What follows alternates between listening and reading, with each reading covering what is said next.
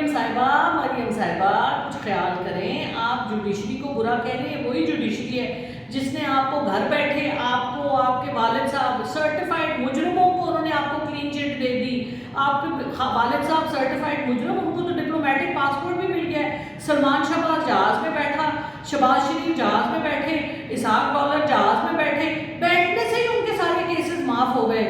16 ارب کے کیس معاف ہو گئے, اور آپ کے تو اپنے حوالے سے آپ کی.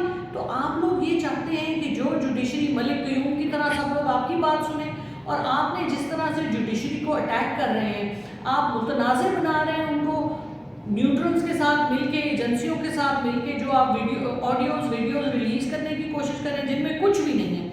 تو یہ جو آپ دوسروں پہ انگلی کر رہے ہیں, اپنی طرف 4 انگلیاں, اس کا دھیان کریں اور کوئی سچ بھی بول لیا کریں کبھی کبھی. جو آج ابھی آپ نے بات کی ہے DGISI اور نیوٹرلز کے حوالے سے, تو ڈیٹ ساری آپ کی غلط ہے, الٹا پڑھ کے ذرا اس کو ایک دفعہ دوبارہ سے دیکھ لیں.